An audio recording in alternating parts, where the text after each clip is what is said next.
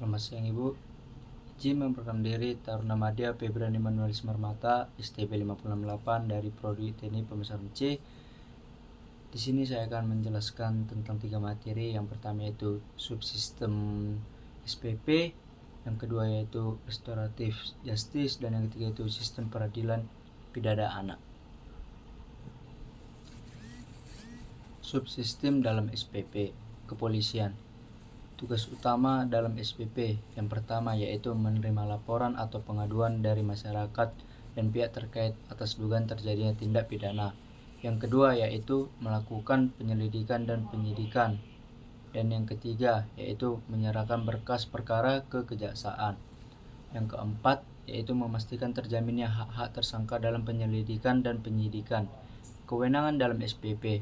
Apa saja kewenangan dalam SPP? Yang pertama yaitu melakukan penyelidikan terdapat pada pasal 1 ayat 4 KUHP.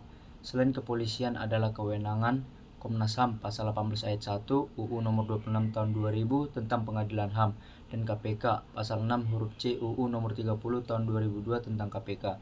Yang kedua yaitu melakukan penyidikan dibantu oleh PPNS, penjelasan pada pasal 7 ayat 2 KUHP. Dan yang ketiga yaitu menghentikan penyidikan terdapat pada pasal 109 KUHP. Kejaksaan. Tugas utama dalam SPP yang pertama yaitu menyaring kasus yang layak diajukan ke pengadilan. Yang kedua yaitu mempersiapkan berkas-berkas yang diperlukan, misalnya membuat surat dakwaan. Dan yang ketiga yaitu melakukan pembuktian di muka sidang. Yang keempat melakukan penuntutan. Yang kelima melaksanakan putusan pengadilan. Dan yang terakhir atau keenam yaitu melakukan penyidikan terdapat pada kasus tertentu. Apa saja hubungan kerjasama dalam SPP? Dalam melaksanakan tugas dan wewenangnya, kejaksaan membina hubungan kerjasama dengan badan penegak hukum dan keadilan serta badan negara atau instansi lainnya terdapat pada pasal 33 UU RI nomor 16 tahun 2004 tentang Kejaksaan RI. Pengadilan. Tugas utama dalam SPP yang pertama yaitu menegakkan hukum dan keadilan. Yang kedua, melindungi hak terdakwa, saksi, dan korban dalam proses peradilan pidana. Yang ketiga, menerima, memeriksa, dan mengadili serta menyelesaikan perkara-perkara, melaksanakan persidangan dengan memperhatikan, mengkonstatir atau membuktikan benar tidaknya peristiwa atau fakta yang diajukan para pihak dengan pembuktian melalui alat-alat bukti yang sah menurut hukum pembuktian yang diuraikan dalam duduk perkaranya, serta berita acara persidangan atau yang biasa disebut dengan BAP. Yang keempat yaitu memberikan putusan yang adil dan berdasarkan hukum yang berlaku. Yang kelima, menyiapkan arena publik untuk persidangan sehingga publik dapat berpartisipasi dan melakukan penilaian terhadap proses peradilan. Asas terintegrasinya pengadilan dalam SPP persamaan di muka hukum, atau dalam bahasa lainnya dua process of law, sederhana dan cepat, efektif dan efisien. Akuntabilitas. Advokat. Tugas utama dalam SPP yang terdapat pada advokat yang pertama yaitu melakukan pembelaan bagi tersangka atau terdakwa. Yang kedua, menjaga hak-hak tersangka atau terdakwa dapat dipenuhi dalam proses peradilan. Yang ketiga, memberikan bantuan hukum kepada tersangka atau terdakwa. Tujuan SPP dalam kurung Muladi. Yang pertama, tujuan jangka pendek, mencapai resosialisasi dan rehabilitasi pelaku tindak pidana.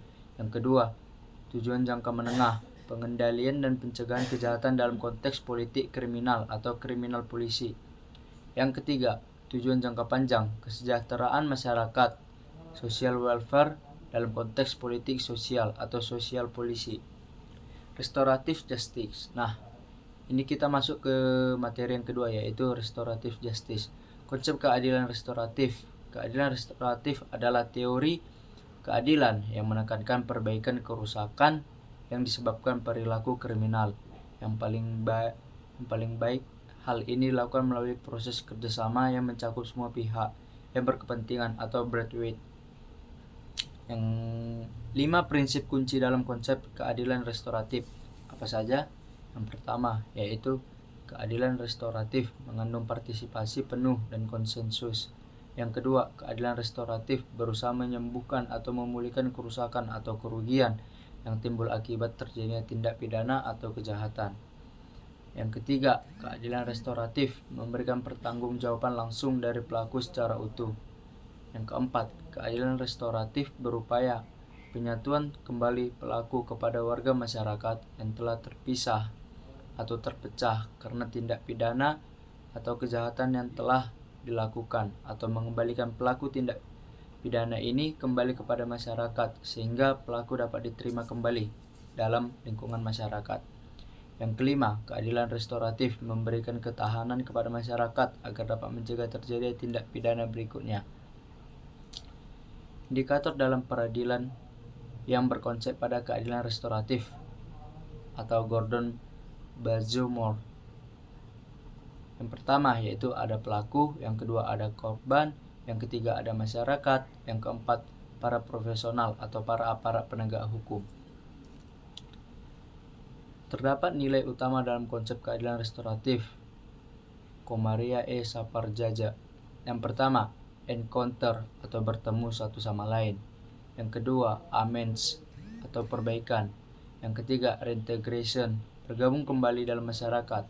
Yang keempat yaitu inclusion atau terbuka. Tujuan utama konsep restoratif justice atau REC, yang pertama pemulihan keadaan, yang kedua yaitu ganti rugi.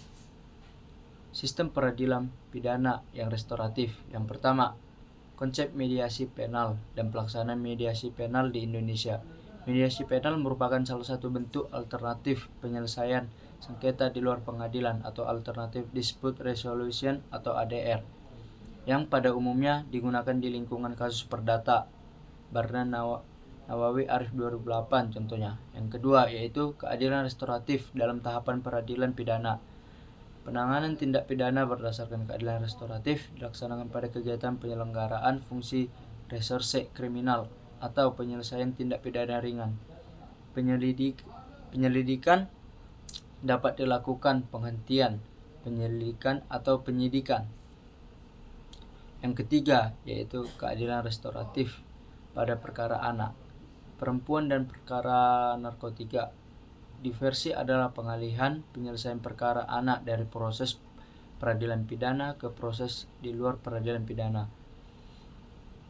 Dalam pemeriksaan perkara, perempuan yang berhadapan dengan hukum, hakim agar mempertimbangkan kesetaraan gender dan non-diskriminasi dengan mengidentifikasi fakta persidangan antara lain diskriminasi dan lain-lain. Pendekatan restoratif hanya dapat diterapkan terhadap pecandu, penyalahguna, korban penyalahguna, ketergantungan narkotika dan narkotika pemakaian 1 hari, atau peraturan bersama 6 instansi tahun 2014 tentang penanganan pecandu narkotika dan korban penyalahgunaan narkotika ke dalam lembaga rehabilitasi. Nah, sekarang kita masuk ke dalam materi yang ketiga, yaitu sistem peradilan pidana anak. Sistem peradilan pidana anak itu dimaksud dengan apa? Sistem peradilan pidana anak adalah keseluruhan proses penyelesaian perkara anak yang berhadapan dengan hukum, mulai tahap penyelidikan sampai dengan tahap pembimbingan setelah menjalani pidana. Terdapat pada pasal 1 nomor 1 UU RI nomor 11 tahun 2012 tentang sistem perlindungan pidana anak. Para pihak dalam sistem pidana perlindungan anak, yang pertama ada anak yang berhadapan dengan hukum, yang kedua orang tua atau wali dan atau pendamping, yang ketiga yaitu penyidik, yang keempat ada penuntut umum, yang kelima penasihat hukum, yang keenam petugas kemasyarakatan, yang ketujuh balai pemasyarakatan atau yang sering disebut Bapas, yang kedelapan ada hakim, dan hakim terbagi lagi menjadi hakim banding dan hakim kasasi. Yang kesembilan terdapat lembaga pembimbingan khusus anak atau yang sering kita sebut dengan LPKA. Yang ke-10 ada lembaga penempatan anak sementara atau LPAS, dan yang ke-11 lembaga penyelenggaraan kesejahteraan sosial atau sering disebut LPKS, dan yang terakhir yaitu masyarakat. Asas dalam sistem perlindungan pidana anak: kepentingan terbaik bagi anak, pembinaan, penghargaan terhadap pendapat anak, kelangsungan hidup dan tumbuh kembang anak, pembimbingan proporsional, Perampasan kemerdekaan merupakan upaya terakhir penghindaran pembalasan. Sistem pidana perlindungan anak dan keadilan restoratif. Sistem perlindungan pidana anak wajib mengutamakan pendekatan keadilan restoratif yang meliputi penyidikan dan penuntutan pidana anak yang dilaksanakan sesuai dengan ketentuan peraturan perundang-undangan, kecuali ditentukan lain dalam UU.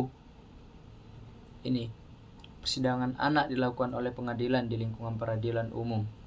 Pembinaan, pembimbingan, pengawasan, dan atau pendampingan selama proses pelaksanaan pidana atau tindakan dan setelah menjalani pidana atau tindakan.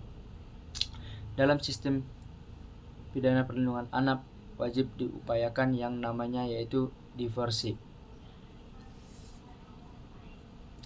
Sekian materi yang dapat saya sampaikan. Bila ada kata atau penjelasan yang mungkin salah atau kurang tepat, mohon maaf untuk dimaklumkan. Saya, Taruna Madya Febran Immanuel Smarmata, mengucapkan sekian dan terima kasih.